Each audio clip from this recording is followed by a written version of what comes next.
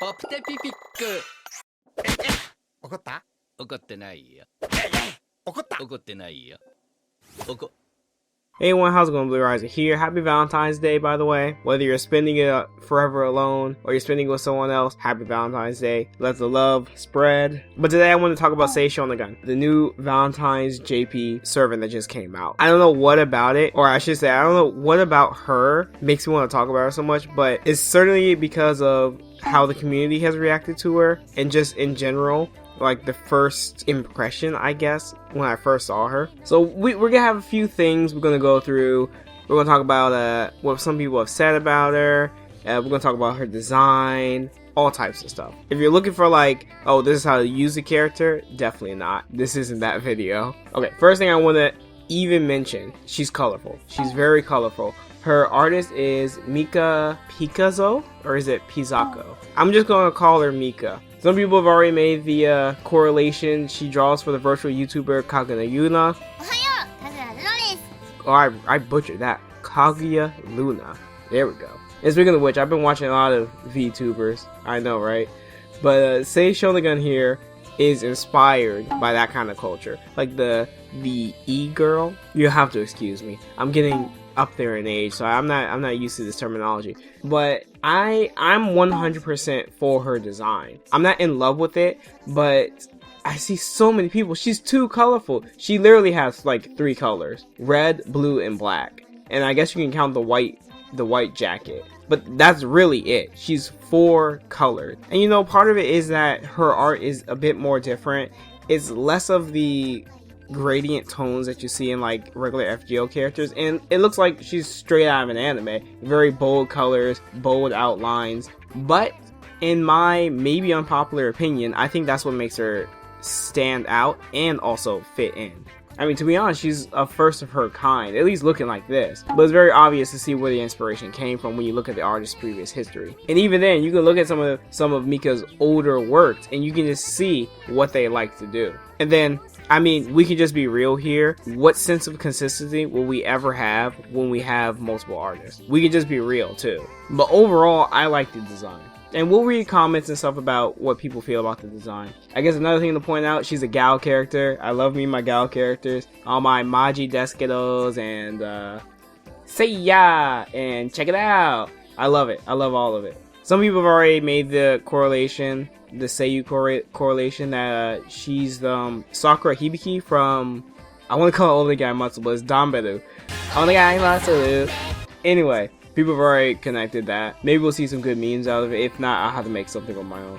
And then something I guess I want to mention. Yeah, she's doing a lot of pop culture stuff because, again, she's inspired by virtual YouTubers and stuff like that. So there's her extra pose, right? The brave chain attack. Bruh. It's not a dab. I'm sorry. It is a dab. I'll put that in quotation marks, but it's not a dab.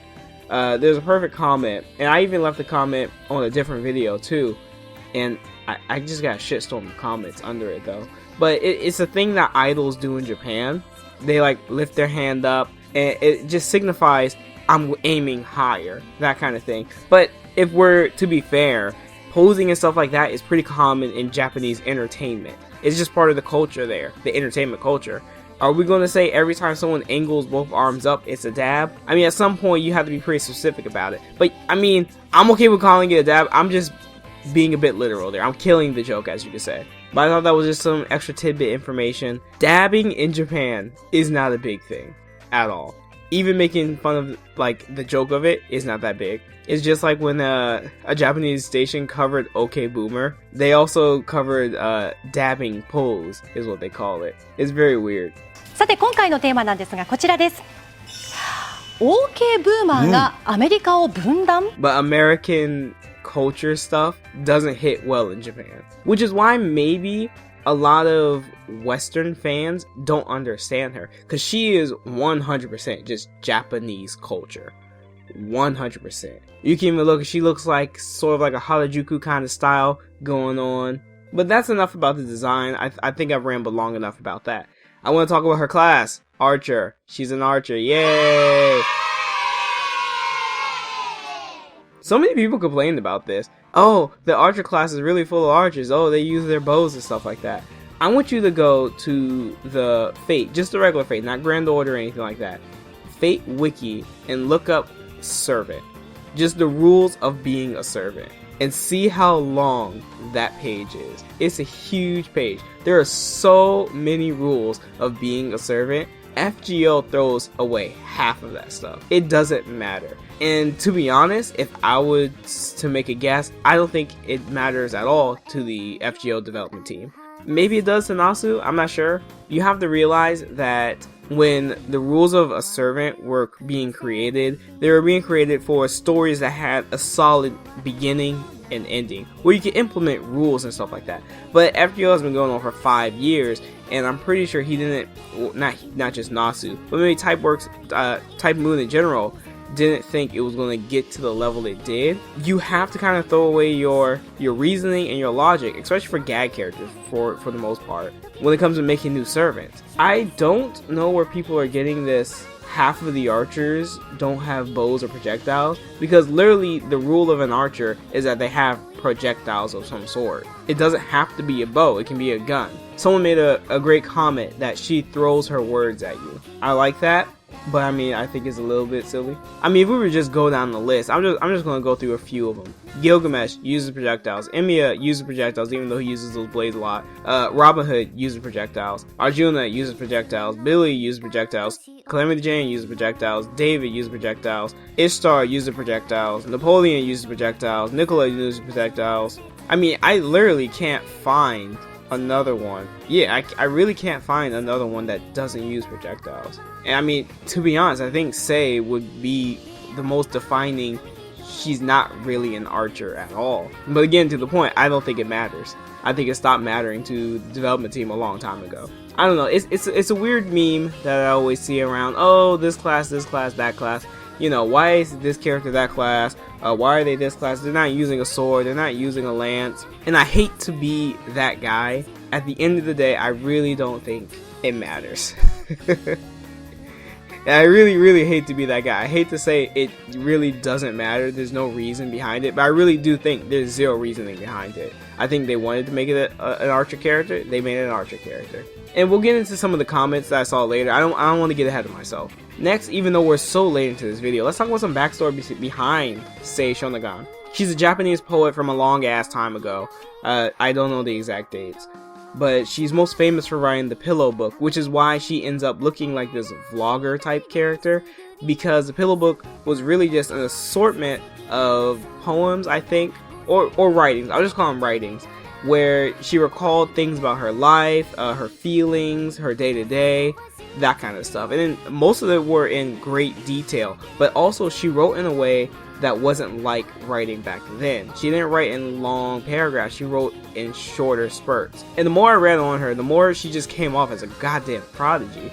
She's amazing. Like, again, I've never been so interested in a character solely because of the community. And then I just want to get into some comments, because I think I'm pretty much done here. I just had some random thoughts, but we'll finish off with some comments. I'll react to them. This was on Xnaya's display video, the demonstration video. An archer that launches devastating blasts of pure cringe. Kinoko Nasu, the fuck?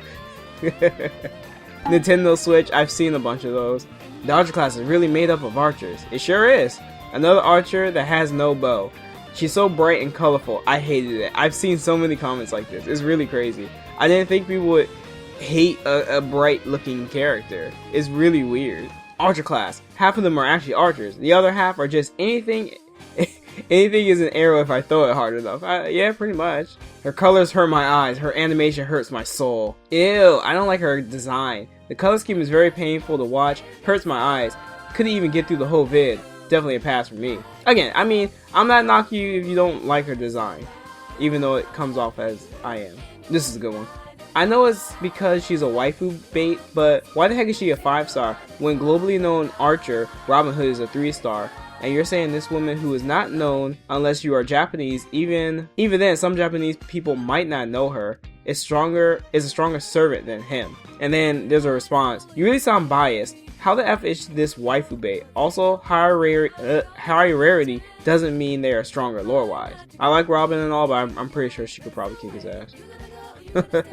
Sorry, Robin Hood.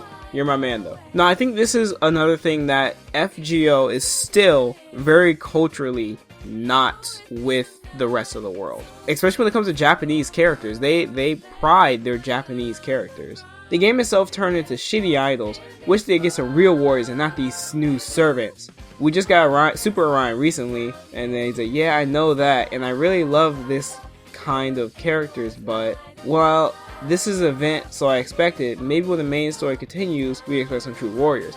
I think, along these lines too, is again, I hate to be that guy, but you have to kind of lower your expectations. FGO jokes around a lot, to the point where I think it even just makes fun of stuff because it is a smartphone game. If this is like a console game or a visual novel on PC or whatever, I don't think they would joke around as much as they do. But because it's on a mobile platform, they have more room to be lighthearted. Most of the event storylines are gags. Maybe they get serious near the end, but even then, for the most part, they're gags. Who's she even based on? This server seems really poppy. The Throne of Heroes will accept anyone. I'm assuming they meant anyone. Anyone these days, huh? Quite an interesting server. Sei Shonagon, historical rival of Murasaki, and that's Murasaki Shikibo. Again, this is why I think, you know, for us who aren't Japanese, there is a huge disconnect. I don't know how popular Sei Shonagon is in Japan, but apparently the Pillow Book is a very big deal. I don't even know what to compare it to. I can't say like Harry Potter. It's maybe a historical book.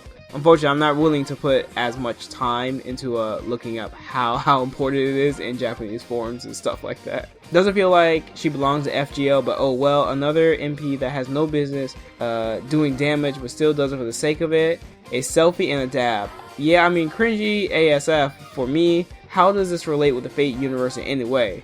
Just my opinion, don't hurt me. Don't worry, I won't hurt you. Again, I feel like, yeah, if you're a diehard Fate fan, right? Yeah, Apocrypha, Stay Night, Zero, FGO kinda does trample on your idea of what Fate is and what it should be. Like I said, that huge wall of text that is the servant page on the Fate wiki is relatively meaningless in FGO. When rules are broken consistently, and just about anyone can be a servant. That's just how it's going to work, because they have to keep making new servants. I mean, generally speaking, they shouldn't really run out of things before servers go kaput. Is Sei Shonagon reaching? Is it reaching for a really good servant? Maybe. Could we expect just more novelists, poets, writers of Japanese history for Valentine's from now on?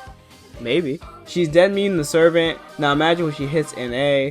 Yeah, I wonder what the culture is going to be when she hits us. It's going to be toxic. That's all I know. Not to be rude, but she doesn't feel like she belongs in FGO. Too modern, I would say. Now, yeah, there we go. MHXX. I'm going to pretend I didn't see that. MHX is an alien, and also Saberface is excusable. You can't play that. You can't say one's excusable.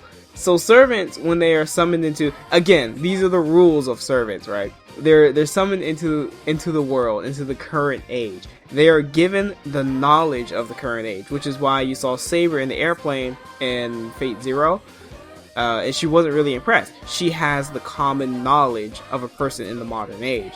So if you can make the assumption that every servant that is summoned has at least the common knowledge of maybe an adult, I'll say a 25-year-old, someone around my age. Sei Shonagon learning about things such as pop culture in Japan wouldn't be so far-fetched. It would also explain her look. On her third ascension, she looks like a traditional Japanese writer. Because if you want to say that, you have to also mention Kentoki, who wears leather. I'm pretty sure he wouldn't be wearing something like that. And yes, the MHX series of characters.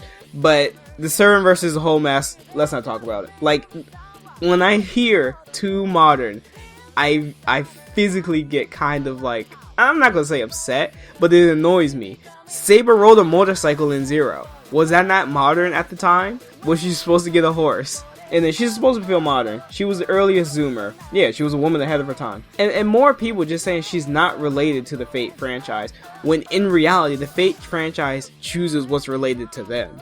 Again, if you're going by the standards of Zero, Apocrypha, everything before Fate Grand Order, yeah, she seems to not really mix very well with those characters, but we're not dealing with that anymore. We're dealing with a huge expanded universe. FGO is what I would call Fate's defining series right now. Yes, the animes exist and stuff like that, but FGO really has the most attention, a crazy amount of attention. And not just attention, money too. FGO rakes it in. Anyway, what is this? Mad, beautiful character design, but totally not related to the Fate franchise. She's not an archer. I have never heard of a servant used to be a vlogger. Beautiful, but man, her MP isn't even original. It's just a copy paste from Murasaki. And then someone goes in here. She's Murasaki's historical rival. Her work, the Pillow Book, is basically a blog including lists of stuff she likes or is annoyed by. Like, I need to find myself a translated version of the Pillow Book.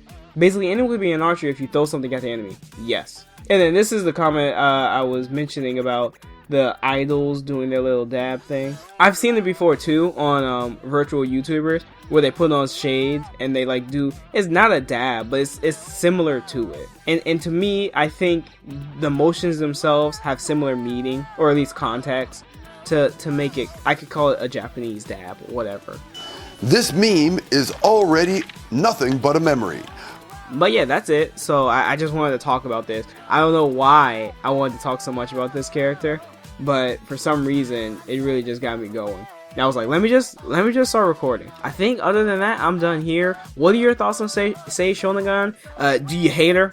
Do you absolutely detest her? Do you hate the direction of what the Fate franchise is going, even though it's been on this route for quite some time? It's now just kind of hit like maybe a big bump and people are kind of shocked about it. That's at least how I feel about the situation. Overall, just leave your comments, your opinions, everything down below. If I add it, vote in the eye icon at the top right of the video, and dislike the video, whatever you want. I'll definitely see you guys next time. Peace out. Happy Valentine's Day. Forgot to say that for the ending. Bye.